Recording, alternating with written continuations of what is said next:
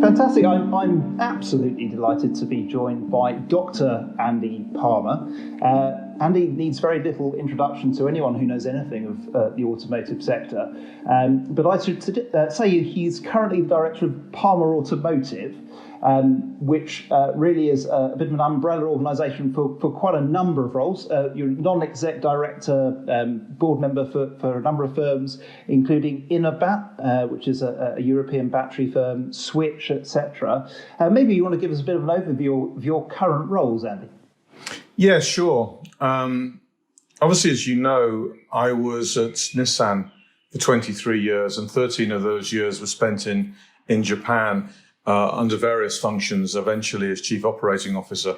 But there was a particular project that I started back then, 15 years ago, in fact, which was the inception of the Nissan Leaf. And I was able to see that through from inception right the way through to it being launched and becoming the most successful electric car. So obviously, nearly 7 years ago, I left and went to Aston Martin as chief executive. But in leaving Aston, I wanted to go back and reconnect the dots, if you will, on that zero emission story, updated with the things that I'd learned from Aston, particularly the use of composites to lower weight, the effects of drag. So things I would have done better on the Leaf. But I also wanted to see that journey of zero emissions from a different perspective, or from different perspectives. Fast forward 15 years, it's now all about net carbon zero. And so I created essentially, as you say, an umbrella organization, Palmer Automotive, which houses different entities, if you want, or different tasks, different views. The Switch is a company that I've helped create, which is bringing together the old Optare buses with Ashok Leyland EV divisions, so UK and India, creating a global unicorn, which is concentrated on and exclusively using EV for urban transportation. Same token, vice chairman of Innobat, a battery company, looking for very bespoke solutions, very, very ambitious plan for putting gigaplants down, which again is a nice connection to the 3 gigaplants that I did with Nissan. I'm chairman of a company called Hilo, which is a EV scooter business, a startup business. I'm doing various bits and pieces for the industry, and obviously you see me commentating either in the press or advising various governments around the world. But it's all under this umbrella of net carbon zero. And generally speaking, as you can see, the common theme around that is really around that last 1 mile. And that's the biggest growth area of the automotive business. So it's keeping me, let's say, more than busy 7 days a week. Fantastic. It sounds like a fabulous career, I have to say. It looks like you're involved in so many fascinating and innovative areas, and getting to share expertise looks fantastic. The other thing I note is a slight mirroring of our own CEO, in that you were at a high performance, let's say high carbon vehicle business, and then moved into this mission driven stage of your career, all about net zero, all about, as we say, travel shouldn't damage the earth. So that's an interesting sort of mirroring. Yeah, look, there's some helpful stuff in thinking about that. You high carbon on a per car basis. You're absolutely right. You're developing V8 and V12 engines. But, well, first of all, we made very few of them, so the impact on the environment overall was quite small. However, what was relevant from that is I learned an enormous amount around composite materials and the use of lightweighting. Stuff that Nissan would have found impossible to do was very possible at Aston Martin with the technology that they had. Likewise around aerodynamics, and particularly vehicles like Valkyrie, where you had essentially a Formula One car on the road. Being able to bring that knowledge to the electric car business is significant, because whether we talk about it, we try to ignore it in the industry around range anxiety, but it is an issue for customers. And the more miles you can do per kilometer, per kilowatt hour, the less range anxiety you have. And reducing weight and improving drag are two of the four ingredients in making that possible. 100%. I couldn't agree more about range, but also efficiency is very big in EV as well. Your miles per kilowatt hour are absolutely huge. We've been talking about your automotive career. Let's have a look back. You obviously, you certainly didn't arrive sort of with a gilded path to the boardroom. You started from the ground up, as we know. Any particular favourite positions as you look back at your automotive career? Most of them I loved, but obviously there's always something that makes you move on. At 14 years old, my dad bought me an A series engine, which I constantly took apart and rebuilt and took apart and rebuilt. And I'd made a decision by 14 that I wanted to be an automotive engineer. I didn't much care for school either. So the quickest route there was through an apprenticeship. So I left school at 15, started my apprenticeship when I was 16, and 4 years in an apprenticeship, and then 3 years after that on the drawing board doing advanced engineering in basically gearboxes. So it was a very basic and thoroughly enjoyable period. The apprenticeship in particular. In fact, if you was to look behind me, you'd see basically the top of a forge. My office where I'm here is on top of a workshop, which is essentially a recreation of the tool room that I learnt my craft in. And I think for me, it was really important to know how to take things from the sort of very beginning, the basics of turning, milling, fitting. And what I've found over my career is that knowledge helps you to connect to people at all levels in an organization and helps you to be very empathetic. Or put another way, you know where all the bodies are buried because you've come up through the organization. Well, fantastic. Let's focus in on one of the roles that you've held. You mentioned earlier, obviously, your work on the Leaf. Our research has decided to say that you are the grandfather of EVs as a result of that. I think that's unflattering description, Andy. But I agree. At least call me the father. The grandfather makes me sound really, really old. Yeah, but I think if we call you the godfather, then there's a sinister edge, which I think is even better. So what was that like? That was you mentioned, was it 13 years in Japan, which I mean is grounds for an interview in itself in terms of the work culture, etc. that you learn. But take us through the taking on the responsibility for Leaf. Look, I wish I could tell you that when I started it was some grand mission to save the earth. That's not how it started. Interestingly, back in I think 1996, I was working as head of engineering in Europe and working with my colleagues in Japan, and we created the Nissan COO. And in Japan, they created a hybrid version, first hybrid really, of its generation, way ahead of the Prius. And as has been the case with Nissan over almost all its life, it was very inventive, but it didn't see things through commercially. And it wasn't a commercial success, and they killed it. Then you saw Toyota adopting much the same technology, created the Prius. The Prius became the biggest thing since sliced bread. Didn't make any money until its third generation, but they persisted at it, which you have to give Toyota great credit for. I was head of planning, amongst other things, chief planning officer, and my sales teams, particularly in Japan, were screaming for a hybrid. We need to copy Toyota, which is essentially what Honda did. I think it was the insight that they created. To me, that didn't make sense, which didn't necessarily make me very popular with my Japanese sales colleagues. But just me too didn't seem to be the way to go. And I was aware of some nascent technology in the advanced engineering division, which have been looking at lithium batteries. And so we decided and I have to say, I have to credit Carlos Ghosn with backing it, because it was a ballsy strategy. But we said, okay, why don't we try and leapfrog this? Why don't we, if a hybrid is a sort of combination of a EV and an internal combustion, therefore one or other of them is wasted, why don't we just go pure?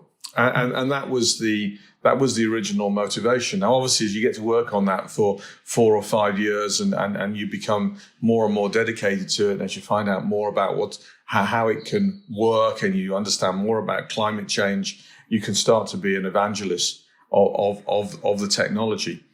But clearly, we were unusual in the industry. I recall one American CEO, one of the car companies, saying that Nissan may as well take the $4 billion that it spent and sink it into the Pacific for all that it's worth. You fast forward 15 years and it looks like a pretty stupid comment, but back then we were definitely fringe, and nobody really thought it would work. And I have to say that in commentating on it, I would even say that at that time, there were some reputational risks in getting behind it, because it was so unusual. Fortunately, Tesla came along.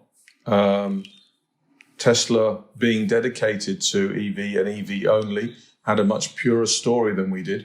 We outsold Tesla for many years, but they've been dedicated to their mission. Nissan somewhere checked out somewhere along the way, and Tesla, for all of its good and bad bits, has really changed the automotive landscape. And I don't think there's anybody in the industry that doesn't now accept that a significant part of the future of automotive is electric. Yeah, 100%. So you got into this really from a technological standpoint. It was, as you say, at that point, less mission driven. It was about the materials you had access to. It was about, I guess, that realization of the slight compromise that is a hybrid system versus being able to do this pure electric. Hybrid's nonsense. I mean, plug-in hybrid. It's technologically, it's a bridging strategy, if I'm being polite. But the idea that you've got both an electric engine and an internal combustion engine in one platform is frankly nonsense as a long-term scenario. You've got to make either one or the other work.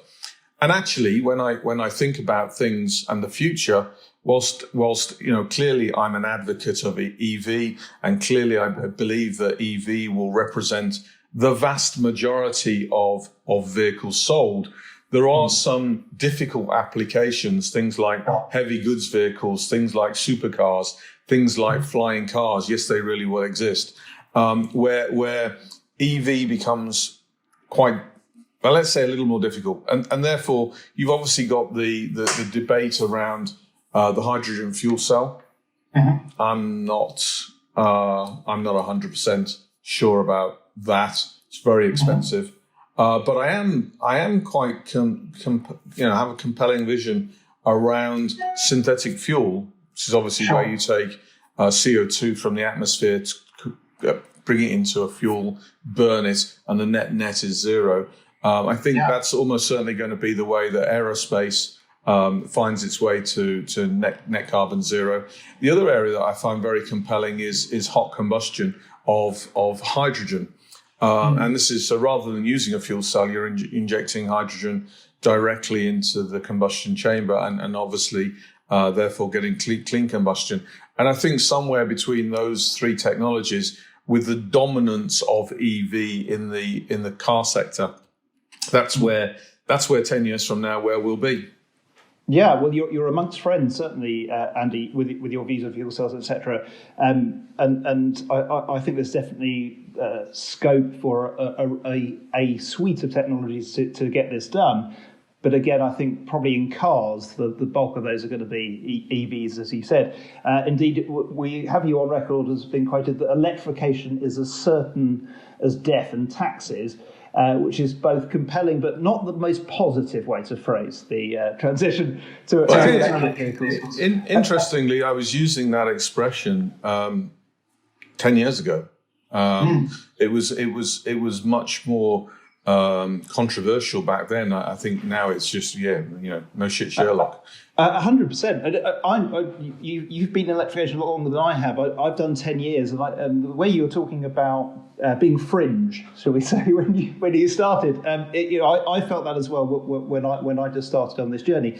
When did that dawn on you? Because you've said that this was a technological sort of innovation that brought you towards the Leaf project, rather than a sort of a sort of Damascene conversion to zero carbon. When did you think this is the future? So I've long held the suspicion that this is the future, but accepted it was not concrete. To me, it only became concrete and an inevitability, probably halfway during the whole Dieselgate scandal, where essentially the car industry shot itself in the foot by trying to cheat its way through the emission standards, and there you essentially killed the only other viable option for low CO2, which was the diesel engine. So then I think, it was set. As I say, the only debate in my mind is in which arena do the fringe arenas of e-fuels and hot hydrogen, where do they play? But everywhere else, it's more certain than death. Yeah, that's fairly compelling and bleak at the same time.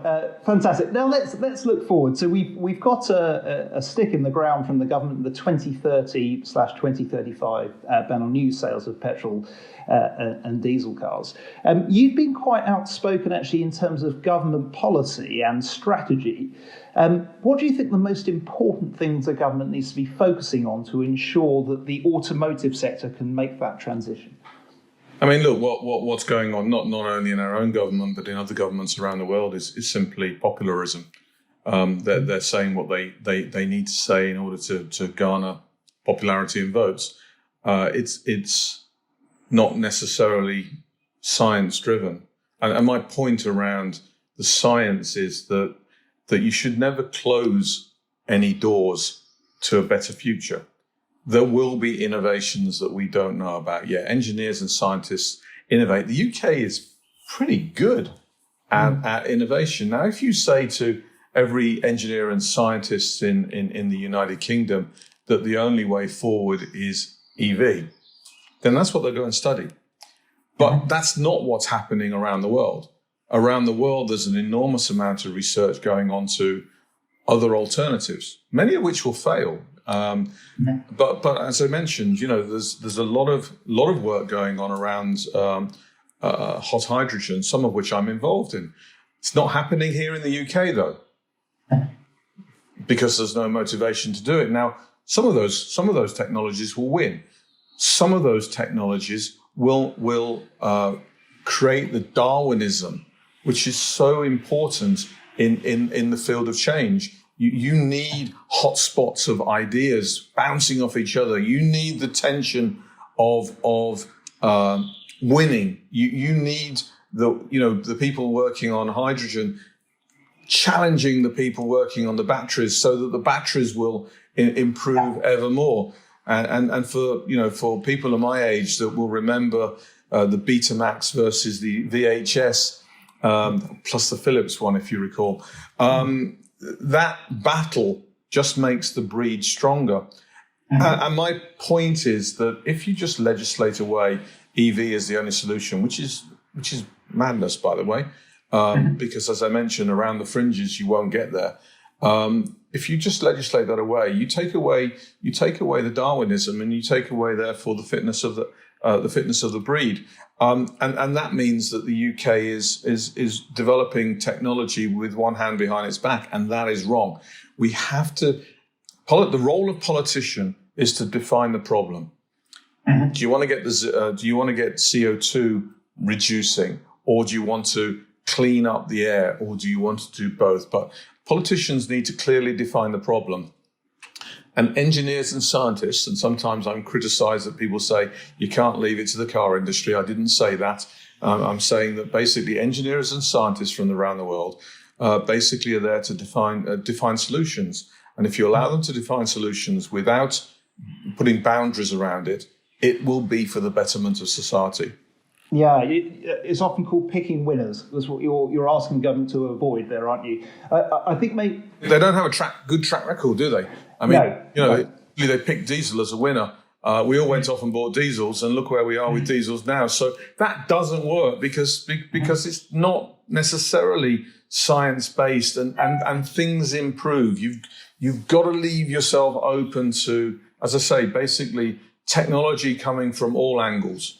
I guess to defend the government, they have said it's a zero emission ban, as it were, or rather a ban on vehicles that have emissions, and that leaves some scope for different technologies. But I think you've already given us quite an interesting example there. You were talking about how powerful, effective composites, etc., are in electric vehicles in terms of generating higher range, generating more efficiency.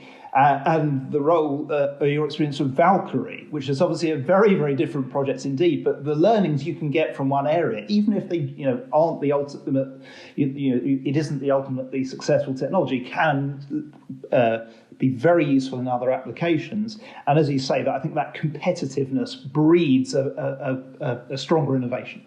And look, electric cars really don't like wide temperature variations. They don't like gradients very much. There's not much you can do about those two things if that's where the vehicle is being used, but they also don't like mass and they don't like drag. And experiences from the likes of Valkyrie allow you to address both of those. And there is a big future in the use of composites in order to help with that, both drag and weight reduction. Great stuff. You've spoken about these different technologies, hot hydrogen as well. I have to say, I need to read up on hot hydrogen. It's one thing I've not heard too much about. And I can see in my head immediate safety concerns, but of course that's why we research these things. One of the policies that's being floated, government policy to try and encourage the supply of zero-emission vehicles, and yes, the majority of those will be the EVs, is a zero-emission vehicle mandate, which they ran in California. Andy, what would your position be on that policy? Look, I think, as I said, basically one of the things, the useful positions that government can play is to be a little provocative, but being clear about what they're trying to achieve. The principle of net zero carbon, net being basically at the beginning and the end. I think if that became a mandate around the world, I'd love to see it. I'd love to see something like that coming out of COP26, where the world leaders commit to aggressive targets to get to net zero. So that we can get on with life and develop towards net negative, which is ultimately where we need to go. Negative emissions, certainly another challenge that I think we're going to need a lot of innovation and research on. One other technology that is often talked about, and it's a very controversial technology in the world of automotive, and that is the autonomous vehicle. What's your view on that? I've heard views ranging from Elon Musk, who says it's a here on Tuesday, to other spokespeople who say we'll never get there at all for X, Y, and Z reason. What's your view? So the industry divides autonomy into 5 levels. Yeah. And we're already driving vehicles that are in level 1 and level 2. So to my mind, when people say it's here today or it's here on Tuesday, they're talking about level 2. And we're a long way from level 5. Level 2 essentially says that the car can do most of the work, but it requires a human to intervene when necessary. And that's true of level 3 as well. It can essentially drive itself wherever you want, but it requires intervention. And I guess it's fair to say that the most advanced vehicles today are somewhere in that sort of 2.5 level. But they're certainly not level 4 and level 5. Level 4 and level 5 is basically eyes off the road, and the vehicle is capable of stopping itself safely. level 4 being in a geo-fenced area, or level 5 being anywhere in the world. I don't think I'll see level 5 in my lifetime. It's too complex. The tasks are too complex. Maybe humanity will get there eventually, but it's going to take an awful long time. Level 4, maybe by the end of the decade. And you can see areas of level 4, for example, geofencing around schools to bring speeds down and take control around school areas would be a great way of basically essentially trying to make zero fatalities. So I'm a great supporter of the technology. I think there was an awful lot of hype around what it could or couldn't do. I think if you view it as a convenience factor, in the same way that you look at cruise control today, that's probably the safest way of looking at it. It's certainly a safety feature. It certainly helps with distracted driving. It will improve to a point where vehicles can largely drive themselves, and by the turn of the decade, I suspect that we rely on the cars to safely stop themselves. But drive anywhere, anytime, in any conditions. Maybe my kids or maybe my grandkids may see that.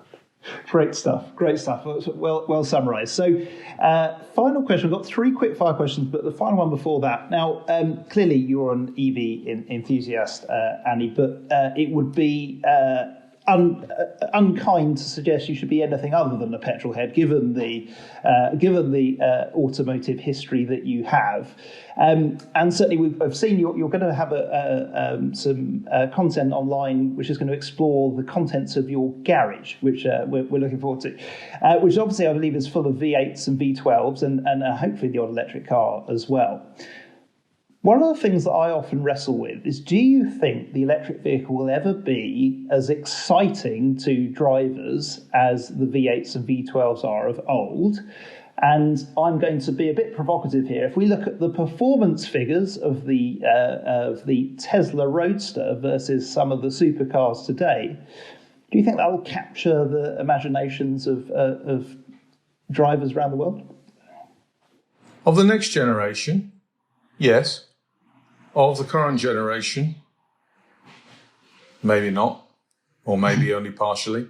Look, there's no question that electric cars are extremely exciting when you drive them. The straight line 0 to 60 performance is phenomenal, and it's hard to find a gasoline vehicle that can compete with that. But sports cars and supercars aren't all about straight line speed. They're also about the way that you go around corners, for example. And we haven't seen that side being properly exploited yet. I guess the Porsche Taycan is probably the closest. But they're also about soul. And some part of that soul comes in the noise that's made and the theatre. And that's not to say that electric cars don't have that theatre. It's to say that, of the older generations, my generation, have been conditioned to a certain theatre, which includes the sound of that V12 purring away. And it's difficult to reprogram that. Whereas a new generation may see it differently. So do I think that electric cars have soul? I think they do. Do I think that we can get a new generation of kids to fall in love with the car? Answer is yes, but it won't be internal combustion. It will be in the form of electric. But they'll find something else that creates the soul for them, not necessarily simply sound. It'll be other things that in Gen X, which are, let's say, more important than the sound of an exhaust note. I couldn't agree more. One of the things driving electric vehicles is you find that kids seem to enthuse a lot more than their dads as you go by in an electric car. And the kids will find the tech cool, whereas probably I'm wondering how to connect my phone. So different generations, and that's great. It's onerous on the car companies to make the kids fall back in love with cars. Yeah, 100%. Right, I'm going to move on to three very quick questions for you, Andy. Hopefully not too difficult. First up, well, actually, this is going to be a horrible question to you, I imagine. What is your favourite car? Oh, I mean, that's like saying, what's your favourite child? I've been involved in so many car developments. I mean, favourite cars tend to be the ones that I've been involved in. So I'd struggle. I mean, at the pinnacle of my career, I'd have to put on one side the Valkyrie, the Aston Martin Valkyrie, because it is so advanced, but it's the last thing of a dying generation. It's the culmination of everything that we know about internal combustion engines. And I'd have to put on the other side, so the same level, the same pinnacle, the Nissan Leaf, because it was so revolutionary at the time.